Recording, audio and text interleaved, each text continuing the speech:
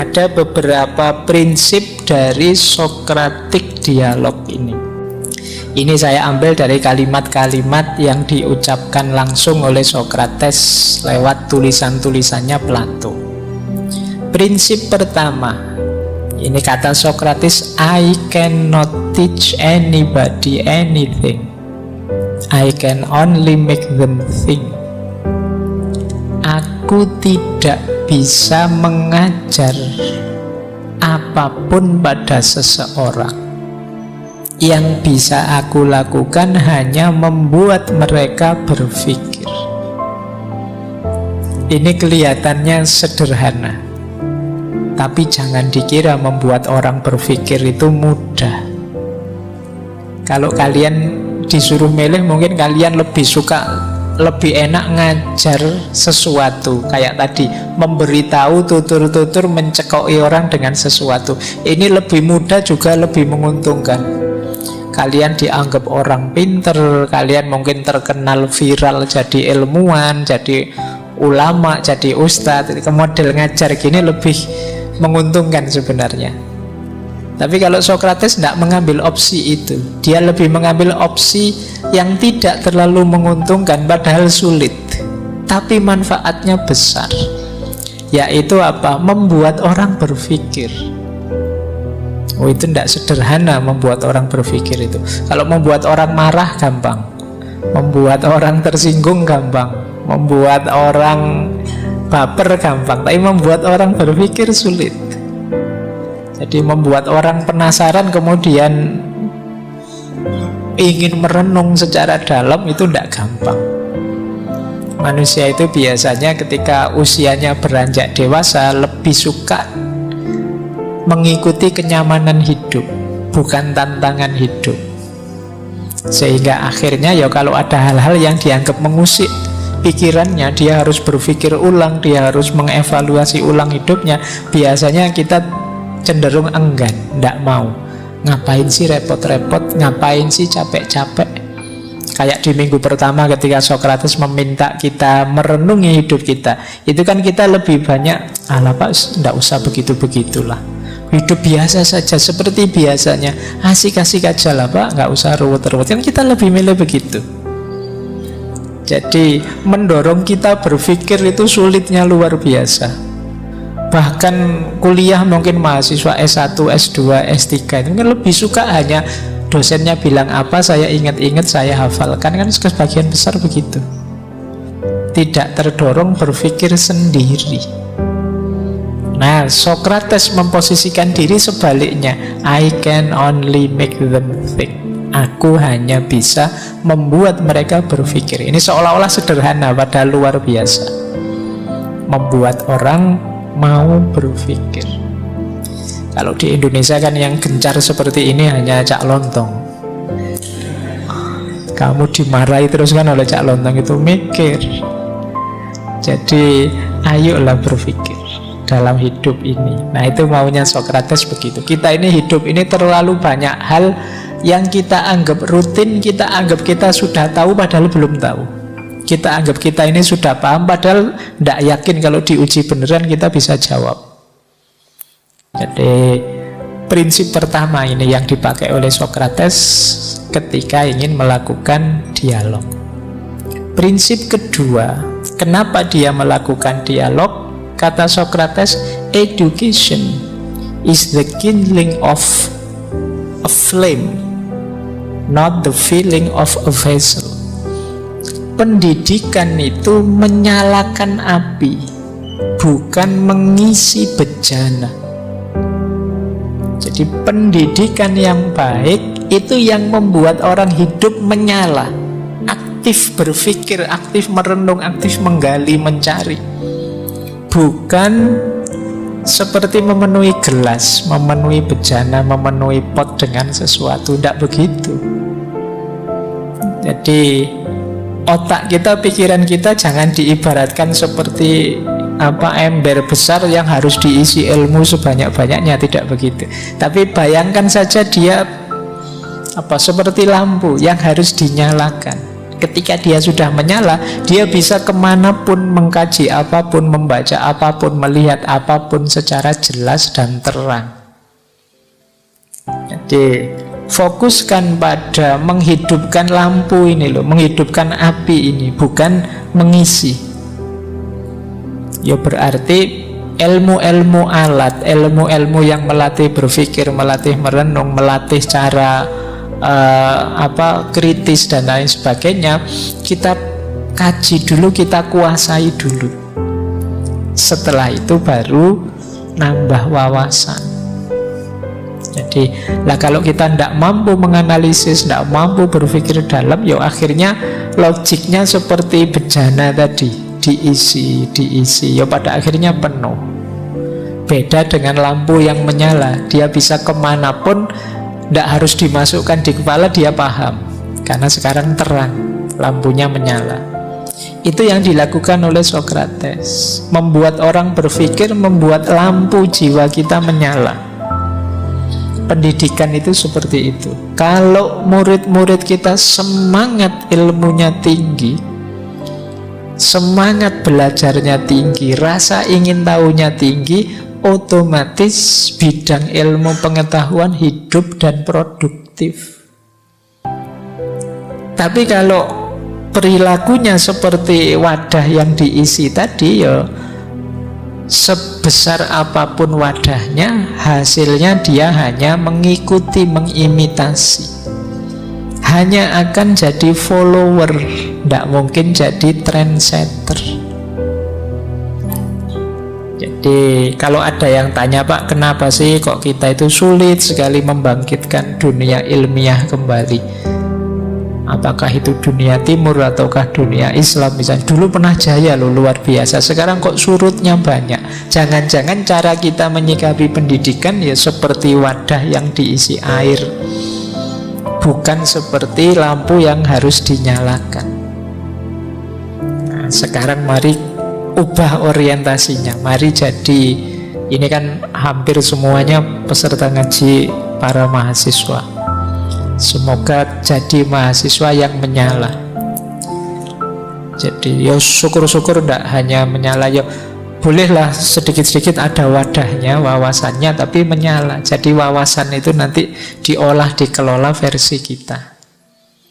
Bayangkan kalau ini menyala semua, malam hari ini berapa yang datang, ini betapa terangnya masjid kita secara ruhaniah.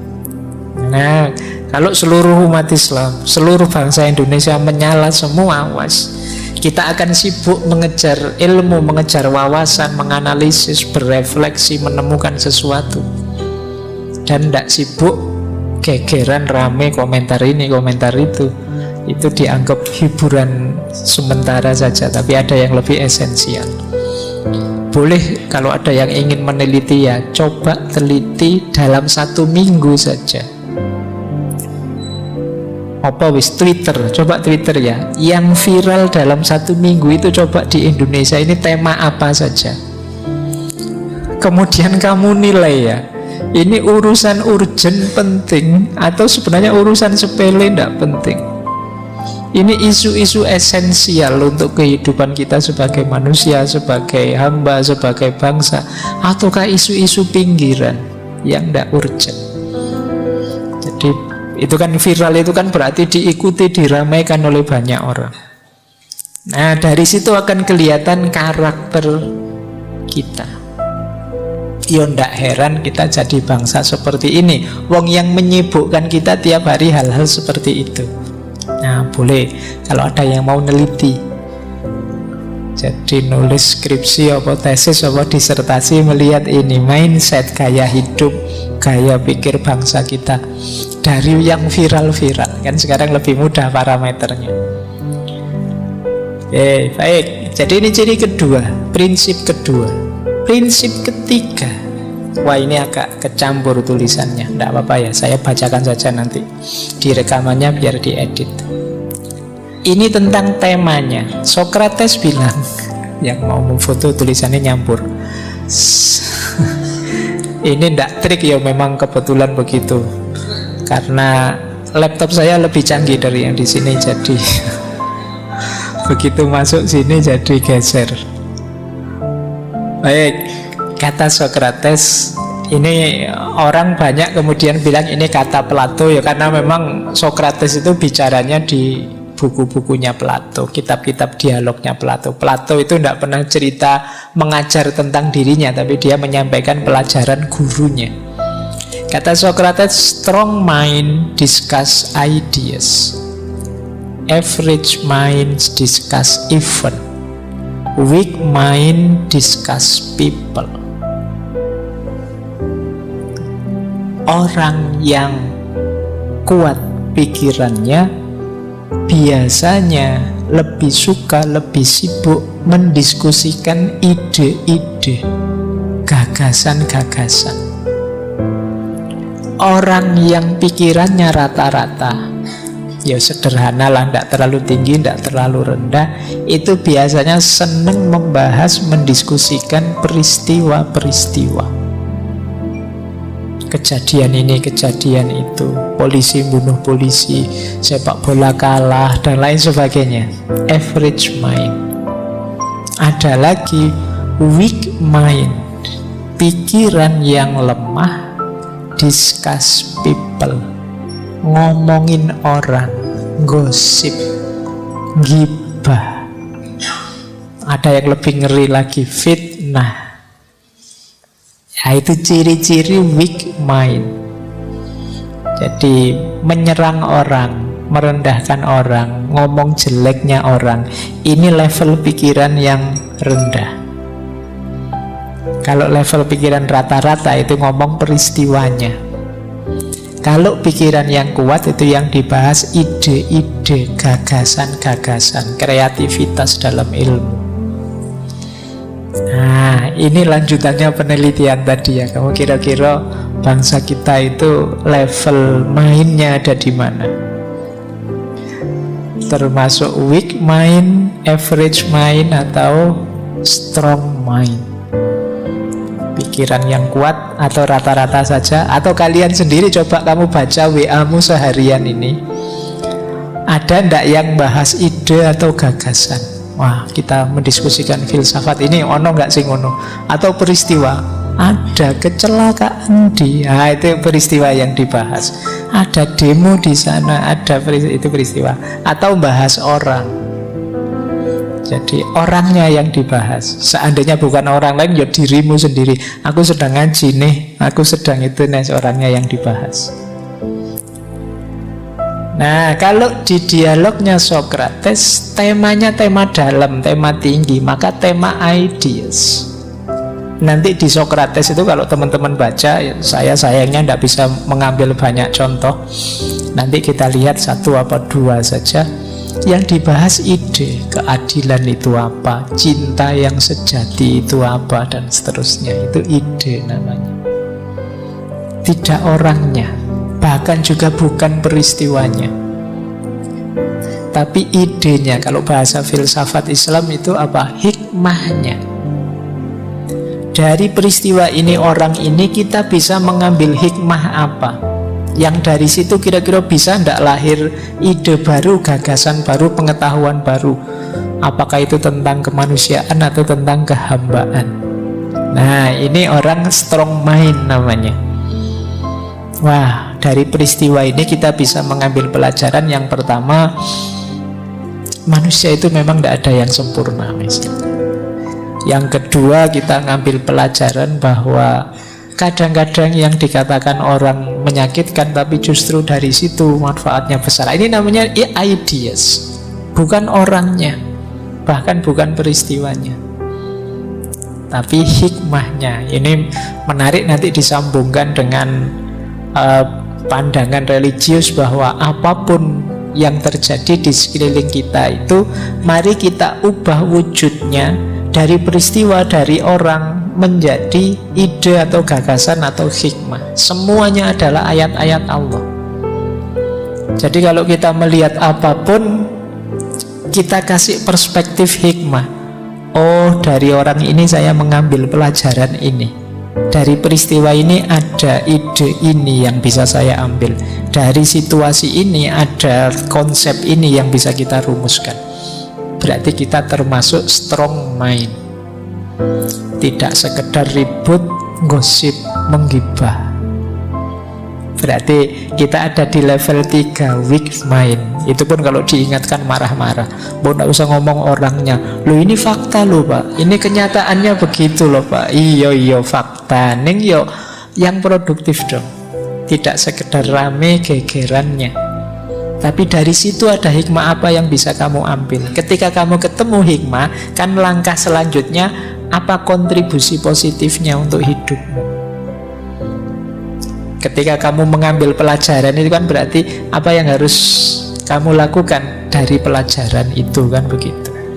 Dan itu yang dilakukan oleh Socrates. Dia menguji pandangan-pandangan teman-temannya sampai kemudian ketemu ide yang lebih fresh, lebih baru, dan meningkatkan kualitas hidup mereka.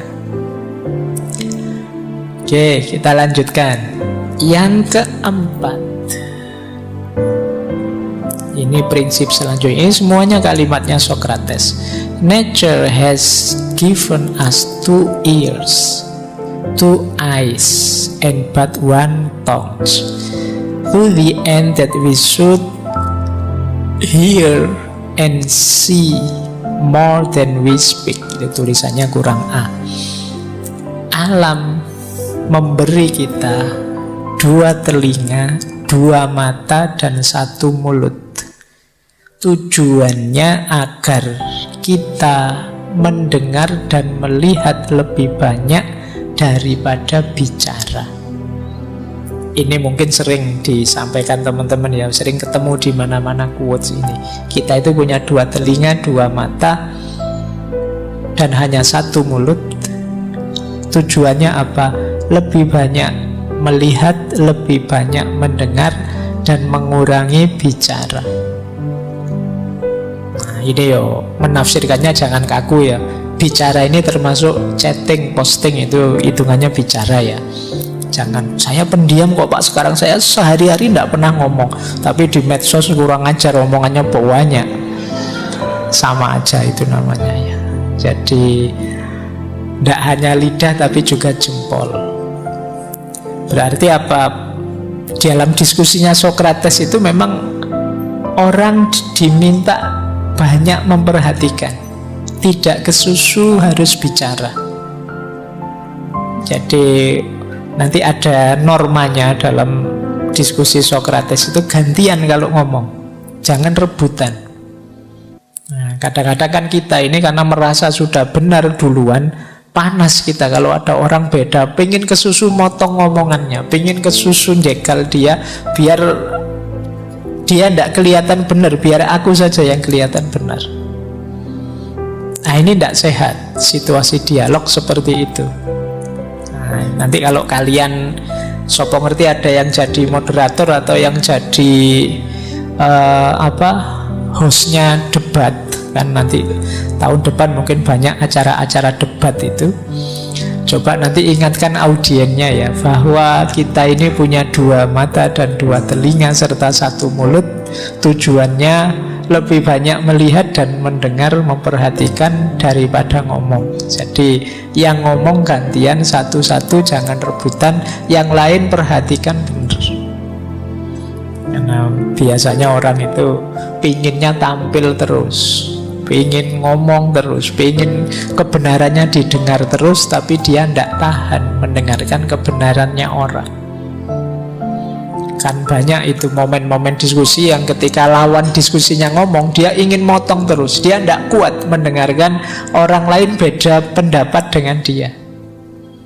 Jadi jangan-jangan dia khawatir kalau dia ngomongnya tuntas, aku kalah, kebenaranku terus gagal.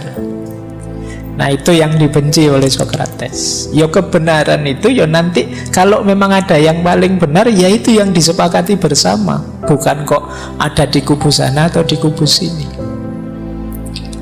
Ini prinsip yang keempat.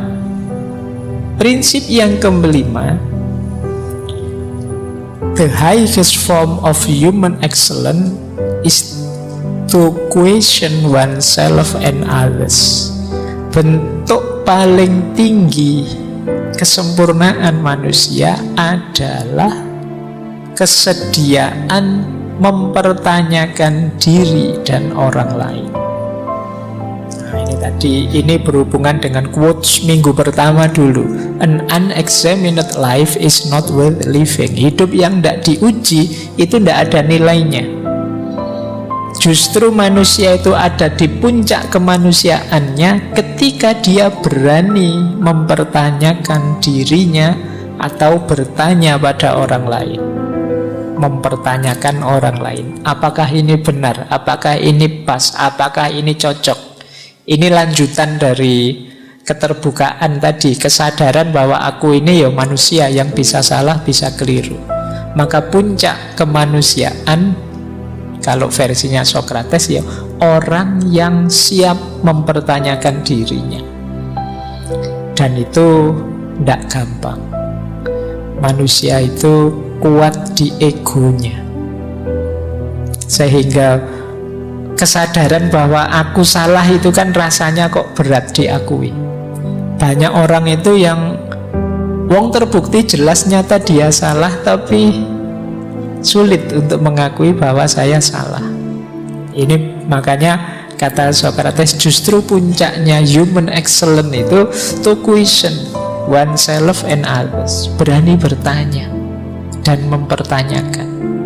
Nah, jadi kalau ada temenmu mempertanyakanmu atau engkau mempertanyakan dirimu benar atau salah, itu sebenarnya kamu sedang jadi manusia yang asli manusia, yang bukan Tuhan yang benar terus, yang bukan dewa yang benar terus.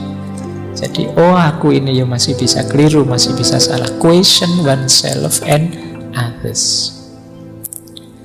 Oke, ya ini untuk refleksi kita ya masing-masing. Jangan dikaitkan dengan apapun. Mau senengannya nembak keluar kemana-mana.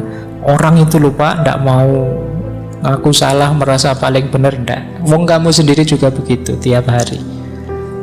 Dan kita memang ada kecenderungan egois, mendahulukan diri kita. Kalau ndak percaya kamu, kalau ada lihat foto bareng-bareng, itu kan kamu nonton dirimu sendiri kan dulu. Iya kan? Terus kamu bilang, ini fotonya jelek. Itu kan sebenarnya kamu yang tidak suka posemu, tidak suka gambarmu. Mungkin yang lain padahal bagus, tapi kamu anggap jelek karena kamu lihat dirimu. Tapi kalau pas kamu posenya bagus, padahal yang lain jelek, kamu tuh, ini yang paling bagus ini mesti kan. Nah, itu contoh paling gampang betapa orang itu memang egois. Padahal itu kadang-kadang tidak hanya sama temen, wong sama keluarganya, sama bapak ibunya sendiri juga begitu kan. Kamu milih dirimu sendiri dulu.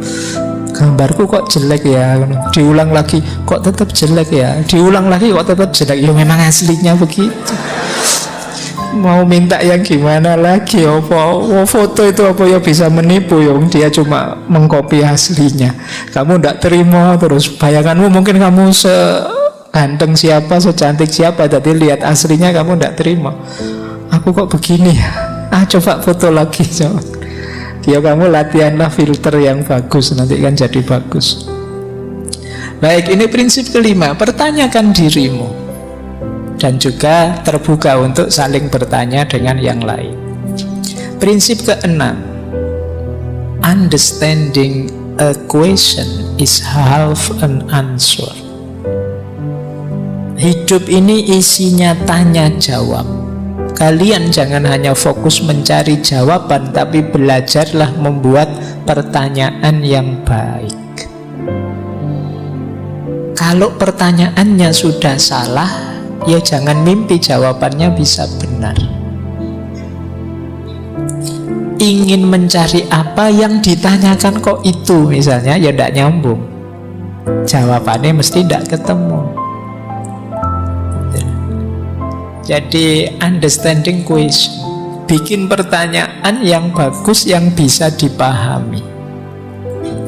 Dan memahami pertanyaan itu berarti sudah ketemu setengah dari jawabannya. Kalau pertanyaannya saja nggak paham, bagaimana kamu bisa ketemu jawabannya? Makanya kalau teman-teman nanti ada yang jadi guru, jadi dosen, kalau bikin pertanyaan jangan membingungkan. Tidak mungkin ketemu jawabannya.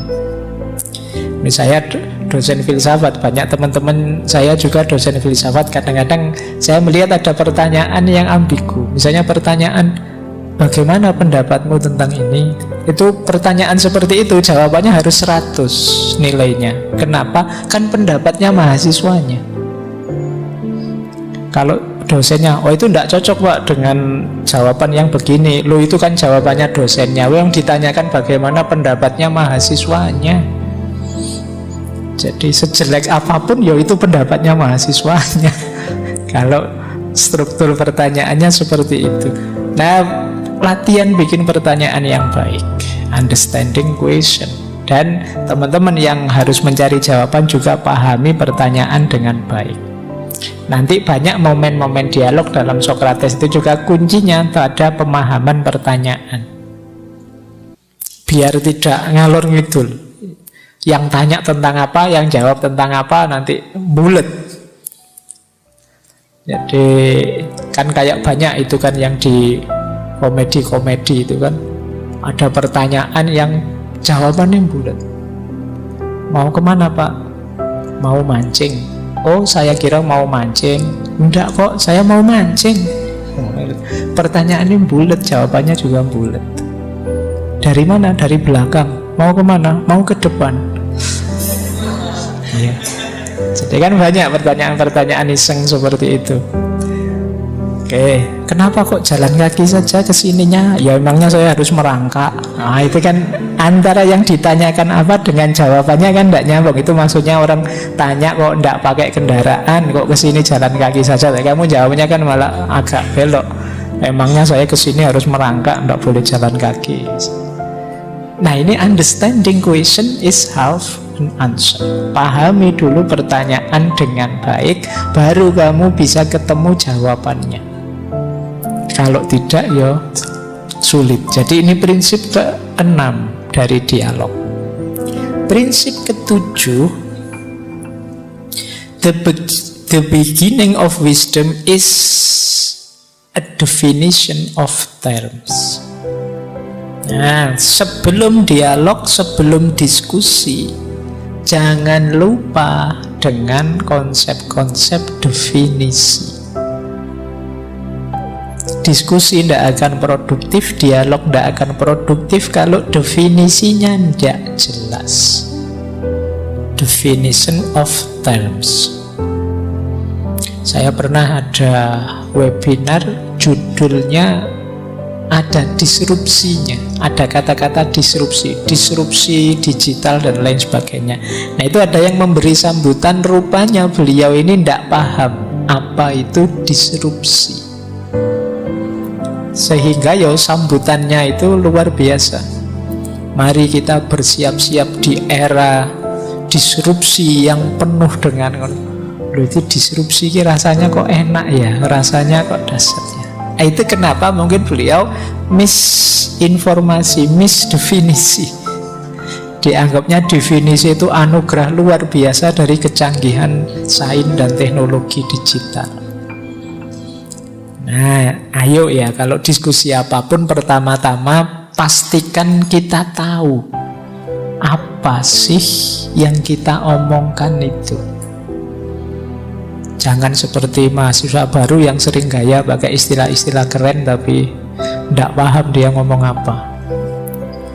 Saya sering itu dengar, pokoknya hidup kita ini eksistensinya harus ditegaskan secara esensial karena paradigma hidup kita ini tidak boleh. Sering begitu. Itu kalau ditanya satu-satu itu dia mesti pontang-panting itu. Eksistensi itu apa, paradigma itu apa, esensi itu apa. Ya karena nanti kalau kamu tidak paham kamu ngomong apa, ya gimana kamu orang lain bisa merespon, gimana pemahaman bisa muncul dari situ. Definition of terms. Ada diskusi rame sekali, tidak ketemu putus-putus karena beda definisi. Yang saya ingat itu ada yang tentang khilafah. Yang satu mendefinisikan khilafah itu ya semacam sistem pemerintahan tertentu. Yang sini mendefinisikan khilafah itu ya tanggung jawab manusia di muka bumi ini dalam bentuk apapun. Khalifatullah fil ard. Ini dua hal yang berbeda. Ya tentu saja diskusinya tidak ketemu, wong definisinya beda. Maka the beginning of wisdom is a definition of terms. Jadi Socrates itu kadang menjengkelkan. Kalau dialog itu dia menguji satu-satu. Loh, kamu ngomong ini sakral, apa yang dimaksud sakral itu? Kamu ngomong bahwa hidup ini kita harus adil. Adil itu kayak gimana? Jujur itu kayak gimana? Ini gayanya Socrates. Terus prinsip ke-8.